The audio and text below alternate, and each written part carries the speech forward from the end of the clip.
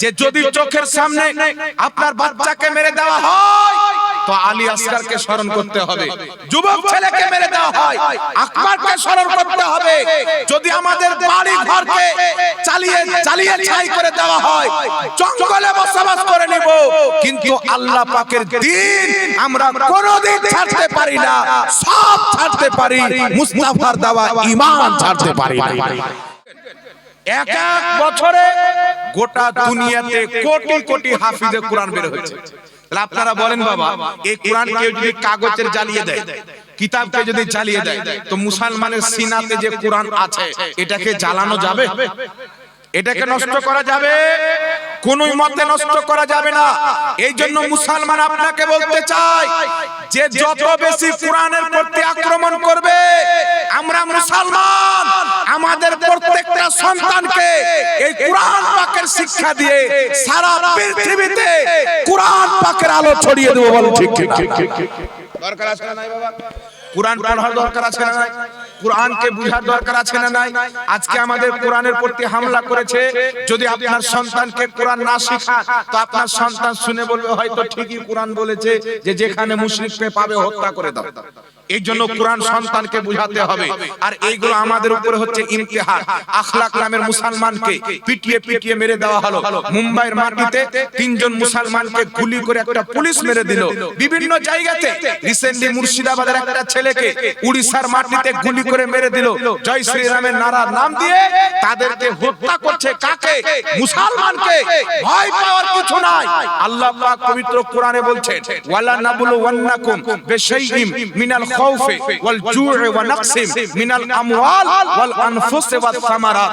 আল্লাহ পাক বলতেছেন আমি তোমাদের পরীক্ষা নেব, কখনো তোমাদের প্রতি ভয় ভরা হবে, কখনো তোমাদেরকে কতল করা হবে, কখনো তোমাদের ফসল নষ্ট করা হবে, কখনো তোমাদের ছেলে মেয়েকে কতল করা হবে।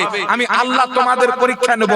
আর পৃথিবীর মুসলমান আমরা দেখেছি ইমামে হুসাইন রাদিয়াল্লাহু তাআলা আনহু কারবালার মাটিতে 72 জন ব্যক্তিকে নিয়েছিলেন।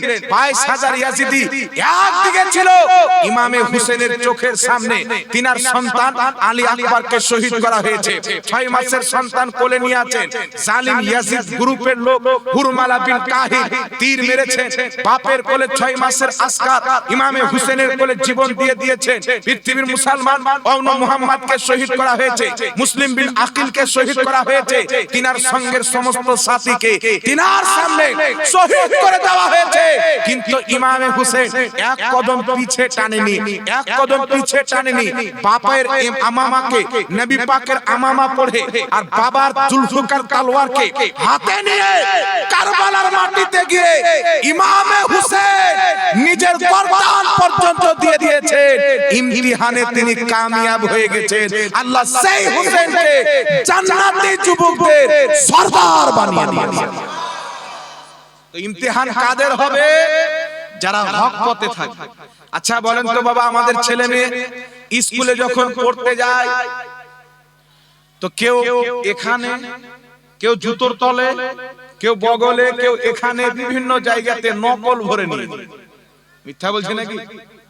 যখন মাধ্যমিকের পরীক্ষা চলে আমরা তো জালসা করে যাই, কোন মা বোনের সামনে আসবেন না, লেলেন কাউকে দিয়ে পাঠিয়ে দেন, নিচে রাখেন, আমি উপরে বসে আছি, কোরআন নিচে হলে বেয়াদবি হবে, উঠিয়ে লাও বাবা, উপরে উঠাও, রেখে চলে এসো মসজিদে। সব সময় কোরআন পাককে উপরে রাখবেন। কোরআন যদি নিচে থাকে আপনি চেয়ারে বসবেন। আর এই পবিত্র কোরআন বাড়িতে সাজানোর জন্য নয়, কোরআন হচ্ছে তেলাওয়াত করার জন্য। আমি একটা চোখে দেখার ঘটনা আপনাকে বলছি। যদি কোনো ব্যক্তি কোরআন পাক সকাল সন্ধ্যা মাত্র 1 পৃষ্ঠা করে পড়ে প্রত্যেকদিন নিয়মিতভাবে, আল্লাহ পাক যখন তার আত্মা কবুজ করবেন মালকুল মউতের মাধ্যমে, তার আত্মা খুব সরল ভাবে বের হয়ে যাবে, কষ্ট পাবে না, তার মওত ভালো হবে, তার চেহারাতে নূর হবে, আর বাড়িতে রুজি রোজগারেও বরকত হবে। কোরআন পড়েন, বরকত হবে। এইজন্য আপনাকে বলতে চাই বাবা, আল্লাহ পাক পরীক্ষা কাদের নিবে? যারা ঈমানদার থাকবে। যারা নকল করতে যায়, স্কুলে পরীক্ষা দিতে যায়, নকল কারা করে বাবা? যারা কমজোর থাকে তারা তো নকল করে, কিন্তু যারা কমজোর থাকে না তারা কি নকল করে? জানে আমি উত্তর দিয়ে দেবো, আমি মেহনত করেছি, আমি পড়েছি। তো আল্লাহ পাক পরীক্ষাতে আমাদেরকে ফেলবেন, আল্লাহ পাক দেখবেন যে আমার বান্দা কতটুকু আমার প্রতি ঈমান মজবুত রেখেছে। আপনার চোখের সামনে কিয়ামতের পূর্বে এমন একটা দিন চলে আসবে, মুসলমানদের একটা বাবার যদি 100টা সন্তান হয়, যেমন দাদারা 4 ভাই আছে, তাদের সন্তান সব মিলিয়ে 100টা হয়ে যায়, তো 99টাকে কতল করা হবে, একটা বাঁচবে। কিয়ামতের পূর্বে এগুলো ঘটবে, একটা সন্তান বাঁচবে। তাহলে কি আমরা ইসলাম ছেড়ে দেব? কথা বলতে হবে। আমার চোখের সামনে যদি আমার বাপকে কতল করে দেয়, ইসলাম ছেড়ে দেব? সন্তানকে কতল করে দেয়, ইসলাম ছেড়ে দেব? আরে সারা পৃথিবীর সুন্নি মুসলমানের বাচ্চা, ঘরে ঘরের বাচ্চাটা জানে যে যদি চোখের সামনে আপনার বাচ্চাকে মেরে দেওয়া হয় তো আলী আসগারকে স্মরণ করতে হবে। যুবক ছেলেকে মেরে দেওয়া হয়, আকবরকে স্মরণ করতে হবে। যদি আমাদের বাড়ি ঘরকে চালিয়ে ছাই করে দেওয়া হয়, জঙ্গলে বসবাস করে নিব, কিন্তু আল্লাহ পাকের দ্বীন আমরা কোনোদিন ছাড়তে পারি না। সব ছাড়তে পারি, মুস্তাফার দেওয়া ঈমান ছাড়তে পারি না। এই শিক্ষা হযরতে বেলাল দিয়েছেন। কত সাহাবীকে টর্চার করা হয়েছে। আর শুধু তাই নয়, পৃথিবীর মুসলমান আমার আপনার নবী মুস্তাফা মক্কার মাটিতে কাবা ঘরের সেহানে সাজদারত অবস্থায় ছিলেন। আমাদের নবী মুস্তাফার প্রতি উটের উজড়ি কাফেররা চাপিয়ে দিয়েছেন, আমার নবী কষ্ট পেয়েছেন। রাসূলে কায়নাত সাল্লাল্লাহু আলাইহি ওয়াসাল্লাম যুদ্ধের ময়দানে গিয়েছেন, আমার আপনার নবী মুস্তাফা দাঁত মুবারককে শহীদ করা হয়েছে, আমার নবী কষ্ট পেয়েছেন।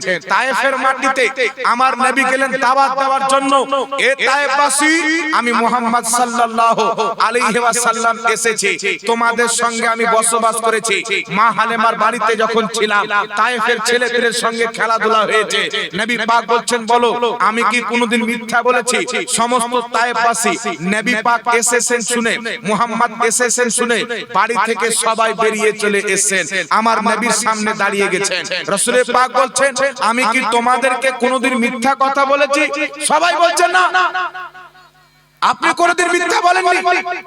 রাসূল পাক সাল্লাল্লাহু আলাইহি সাল্লাম বলছেন, এখন যদি আমি তোমাদেরকে বলি এই পাহাড়ের পিছন দিকে ডাকু আসতেছে, ডাকু, যেই ডাকু তোমাদের প্রতি আক্রমণ করবে, তোমাদের মালকে ছিনতাই করে নেবে, তোমরা কি বিশ্বাস করবে? সমস্ত তায়েফবাসী বলেছিল, আমরা অবশ্যই বিশ্বাস করব, কারণ তুমি কোনোদিন মিথ্যা বলনি আর মিথ্যা বলবে না, এটা আমাদের বিশ্বাস আছে। নবী পাক সাল্লাল্লাহু আলাইহি সাল্লাম বললেন, এই তায়েফের মানুষ, এই সত্য কথাটাও তোমরা মেনে নাও, আমি হচ্ছে আল্লাহ পাকের নবী, লা ইলাহা ইল্লাল্লাহ মুহাম্মাদুর রাসূলুল্লাহ পাঠ করেন। রাসূল পাক যখন এই কথা বললেন, তায়েফের বাচ্চা, বুড়া, জওয়ান, ছেলে মেয়ে সব আমার নবীকে এক বাক্যে সত্যবাদী বলে জানতো। নবী পাক যখন নবুয়তের দাওয়াত দিলেন, ইসলামের দাওয়াত দিলেন, তাওহীদ মানার কথা বললেন, রিসালাত মানার কথা বললেন, ওই তায়েফের মানুষ, বাচ্চা, জওয়ান সব নিজের হাতে পাথর নিয়ে আমার আপনার নবীর দিকে নিক্ষেপ করতে আরম্ভ করল। চতুর্দিক থেকে রাসূলের পাককে পাথর মারা হলো। আল্লাহর নবীর শরীর দিয়ে রক্ত বেরিয়ে, রক্তগালা চুইয়ে চুইয়ে পায়ের জুতাতে এসে লোড হয়ে গেল। আমার নবী কত কষ্ট পেয়েছে। জিবরিল আমিন এসে বলছেন, ইয়া রাসূলুল্লাহ, আপনি যদি অনুমতি দেন আমি দুটো পাহাড়কে ছাঁটিয়ে দেব, তায়েফকে ধ্বংস করে দেব। রাসূল পাক বলেছিলেন, না, এরা আজকে আমাকে পাথর নিয়ে মারছে, কালকে এরাই আমার কলমা পড়ে ইসলামের জন্য নিজের জীবন কুরবান করবে, এরাই আমার কালমা পাঠ করবে। সারা পৃথিবীর লোক দেখেছে, তায়েফের মাটি সহ গোটা আরবে মুহাম্মদ রাসূলুল্লাহর নামে পতাকা উত্তোলন হয়েছে। তো আমার নবীকে কষ্ট করতে হয়েছে, নবী পাকের শরীর দিয়ে রক্ত বের করা হয়েছে, নবীর খানদানকে কারবালার মাটিতে শহীদ করা হয়েছে, হযরতে আলীকে শহীদ করা হয়েছে, হযরতে উসমানকে শহীদ করা হয়েছে। এই পৃথিবীর মুসলমান সাহাবায়ে কেরাম ইসলামের জন্য জীবন দিয়েছে। আজ যদি কোন সন্ত্রাসবাদী, আতঙ্কবাদ আমাদের গর্দানকে মেরে দেয়, আমরা গর্দান দিয়ে শহীদ হয়ে যাওয়াকে পছন্দ করি, কিন্তু ইসলাম ত্যাগ করা সম্ভব হবে না। হবে কি বাবা? কালকে কেউ যদি আপনাকে ট্রেনে ধরে নেয়, জয় শ্রী রাম বলো, না হলে তোমাকে কতল করে দিব, ইসলাম ছেড়ে দাও, না হলে কতল করে নেব, তার জন্য কি আমি আমার ইসলামকে ছেড়ে দেব? কথা বলেন, শাহাদাতের জাম পান করব। আর যেই ব্যক্তি শহীদ হয়ে গেল আসলে ওই ব্যক্তি হলো জিন্দা। আল্লাহ কোরআনে বলছেন ওয়ালা তাকুলু লিমান ইউকতালু ফি সাবিলিল্লাহি আমওয়াত, যারা আল্লাহর রাস্তাতে শহীদ হয়ে যায়, নিহত হয়ে যায়, তাদেরকে মুর্দা বলিও না, বাল আহইয়া, তারা জিন্দা। আল্লাহর এক জায়গাতে বলছেন ওয়ালা তাহসাবান্নাল্লাযীনা কুতিলু ফি সাবিলিল্লাহি আমওয়াত, যারা আমি আল্লাহর রাস্তায় শহীদ হয়ে যায় তাদেরকে মুর্দা স্মরণ করিও না। এক জায়গাতে বলছেন বলিও না, আর এক জায়গায় বলছেন স্মরণ করিও না। কেন? তারা জিন্দা, আল্লাহর পক্ষ থেকে রিজিক দেওয়া হয়। তো পৃথিবীর মুসলমান দুনিয়াতে আছে তবুও জিন্দা, শহীদ হয়ে যাচ্ছে তবুও জিন্দা। যেই ব্যক্তির ঈমান থাকে সেই ব্যক্তি মরে না। যদি বেঈমান ব্যক্তি দুনিয়াতে থাকে আল্লাহর নজরে সে মুর্দা। ঈমানদার ব্যক্তি যদি কবরে থাকে আল্লাহর নজরে সেই ব্যক্তি জিন্দা। জোরে বল সুবহানাল্লাহ। জিন্দেগি আর মত হাকিকতে ঈমানের নাম, ঈমানের নাম। যে আল্লাহ রাসূলের প্রতি বিশ্বাস স্থাপন করেছে, ঈমান এনেছে, আসলে সেই ব্যক্তি হচ্ছে জিন্দা, দুনিয়াতে হোক বা নিজের মাজারে হোক। আর যারা আল্লাহর সঙ্গে গাদ্দারি করেছে, নবী পাক কাফিরদেরকে দাওয়াত দিচ্ছে, আল্লাহ বলছেন হাবিব তুমি এই মুর্দাকে শোনাতে পারো না।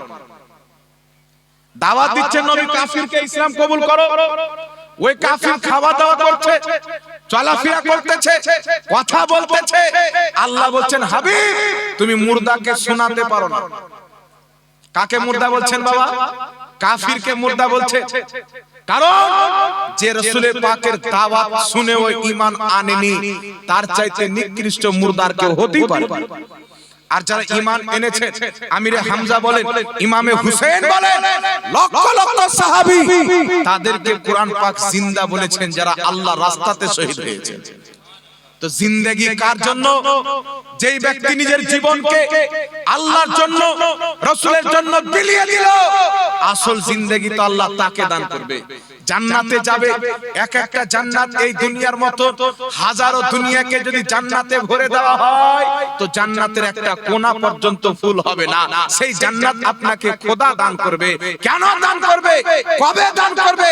যখন আপনি নিজেকে নবী মুস্তাফা সচ্চা পাক্কা গোলাম বানিয়ে নেবেন, নবীর আদর্শকে ফলো করে চলবেন, তখনই আল্লাহ পাক আপনার জন্য জান্নাতের বাগানকে সাজিয়ে দিবেন।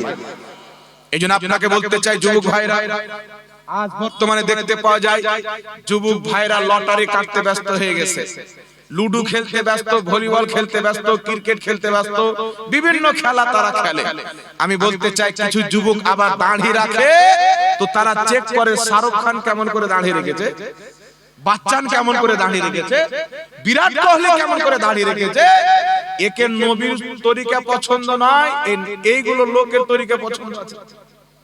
জি, যারা পর মহিলার সঙ্গে ডান্স করে, যাদের ইজ্জতের কোনো দাম নাই, তাদের নকল করা বাদ দেন, নবী পাককে ফলো করে। খোদার কসম খেয়ে বলি, যদি আপনি যাররা থাকে নবীকে ফলো করেন, আল্লাহ আপনাকে আসমান বানিয়ে দিবেন।